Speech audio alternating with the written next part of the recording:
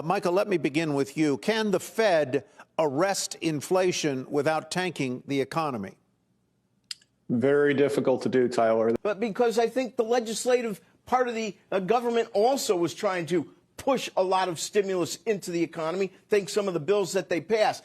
You know, the bottom line is we have inflation. It's here to stay. We think it's going to be more persistent. Inflation, stimulus, recession, the economy. We hear these terms all the time when smart people talk about the economy, but what do they all mean? And how does the economy even work? And what do they mean for me and you? Thanks to billionaire hedge fund manager Ray Dalio, he dropped a ton of alpha for this topic that we'll be deep diving into this video. Now, Ray posted this video back in 2013, but I didn't discover it until about 2018. I'm so glad that I did. And if you've got the time to watch the whole 30 minutes, I highly recommend that you give it a watch. So I'll drop a link to it in the description below. Now, Ray refers to the economy as a machine. Heck, he titled the video, How the Economic Machine Works. And this is interesting in and of itself because most machines are predictable. There's an orderly process to them. You push this button, this happens. You turn this knob, that happens. And that's exactly how he views the economy. See, Ray sees the economy as simply a total sum of all the transactions between buyers and sellers in a market. Think about buying and selling a car, buying and selling a house, buying and selling flowers, buying and selling a house cleaning service. A buyer either has money or credit. A seller is someone that sells a product, service, or a financial asset like a stock or bond. People, businesses, banks, and governments are all participants in these markets, with the government being the absolute biggest player of the all. One very key piece to know, which was a surprise to me, is that the government and the central bank are actually two separate entities. Now, you hear about the central bank a lot, or sometimes known as the Fed. They're the ones that actually control the interest rates, and they have some other powers like printing money, but they can't actually hand the money to individual people. Only the federal government can. So it's kind of confusing, and I feel like they try to make it confusing on purpose. I don't know. All right, so what does all this have to do with inflation and the economy? Consider how Ray lays out the simplest piece of this big economic machine, and that's you. To buy food and shelter and other essentials that you need money to spend. And in order for you to get money, you must create a product or service that others need and are willing to pay you for. So your spending becomes another person's income, and that income becomes another person's spending. Now let me say that again. So your spending becomes another person's income, and that income becomes another person's spending.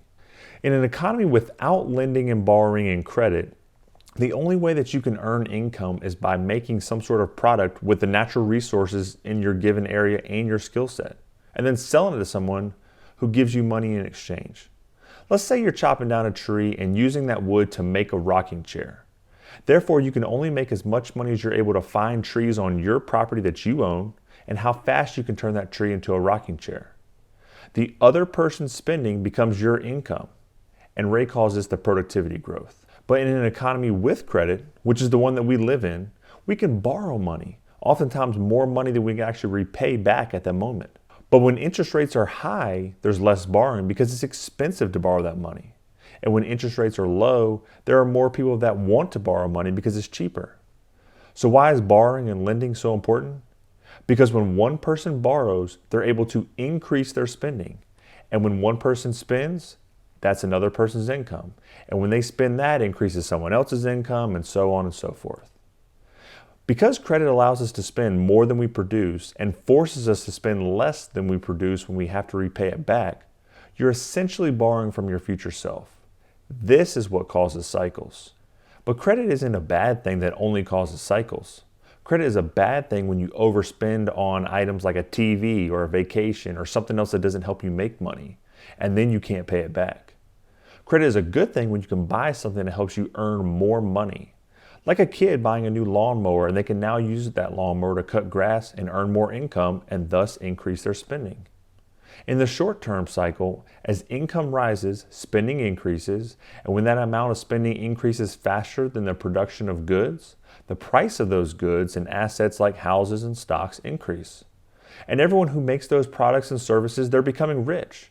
And everyone who doesn't own a home or stock aren't seeing those benefits, but rather they're just seeing prices of milk and bread and rents go up and really just start to become out of hand. That is inflation. All right, now remember the central bank, the Fed? They don't want too much inflation because that causes problems. So they will raise interest rates for credit borrowing, which makes it too expensive to borrow money. So people borrow less, which means they spend less. And it slowly reverses the prices of economy, and they call that deflation. But when that becomes too severe, that's when it becomes a recession. And since the central bank doesn't want a recession, they'll lower interest rates to make borrowing money more attractive, and that leads to an increased spending and increased income, and back up we go. This continues to happen just like a machine. The Fed raises and lowers interest rates to keep the economy in a smooth middle ground of steady growth. But it's in people's human nature to push the limits. They buy bigger and bigger houses. They buy more and more stuff. And that leads us to the long-term debt cycle. As the years go on, the personal debt burden continues to pile up, and people still feel confident because their assets, like their homes, have still increased in value, so they feel like they can borrow more and more money. But that just simply doesn't last forever. It finally reaches a breaking point, and that forces people to cut back on their spending. And since one person's spending is another person's income, that other person experiences a decrease in income and wages. And so the dominoes start to fall. Once debt payments become too much for some, they're forced to sell their assets, like their house. And when multiple people are doing this at the same time, that's flooding the market with more homes and thus lowers the value of that house, which provides them with less money to spend and makes banks and lenders even less likely to offer them any credit. So it further decreases their spending, and one person's spending is another person's income, and so it lowers the next person's income. This is very similar to a recession. However, if the central bank has already lowered their interest rates to zero, then they can't do anything to make it attractive to get more credit. So what do? You can either spend less, which most people are already doing. You can ask the lender if you can restructure your debt, which is like only paying back a portion of it or maybe getting longer to pay. The Fed can redistribute wealth from the rich to the poor through higher taxes on the rich. Or the central bank can actually print money out of freaking thin air. But they can't just hand that money to people on the street. No, they can only buy financial assets and government bonds. So when they buy that bond from the government, or rather they lend money to the government, it puts that money into the government's hand. And they can use that to pay out people on unemployment or buy products and services. And when people have this newfound money, they can go out and spend it. And one person's spending is another person's income, and that starts the cycle back and gets the economy going again. Now, those first three actions are all deflationary, while printing is inflationary.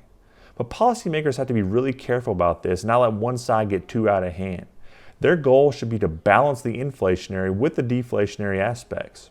And if they can do this, then the deleveraging period will be smooth for everyone. And as Ray likes to call it, it'll be a beautiful deleveraging. Now, these actions have been taking place in some form or another throughout all of history across the entire world, and will continue to happen when the ingredients are right, because this is a machine. Now, Ray leaves us with a simple alpha to follow. Don't have your borrowing rise faster than income. Don't have income rise faster than your productivity. And do all that you can to raise your productivity. So where are we now in these cycles? Beats me. That's the $100 trillion question. But at least you know how the economy works now, and you can better understand where we are in the different cycles. So if you got any alpha from this video, hit the like button, smash the subscribe, and share it with a friend who needs a quick summary on how the economy works. And I do encourage you to check out some of Ray's other videos, because when else are you going to get a chance to hear and understand how a billionaire thinks and operates? Now excuse me while I go chase down some more alpha for you.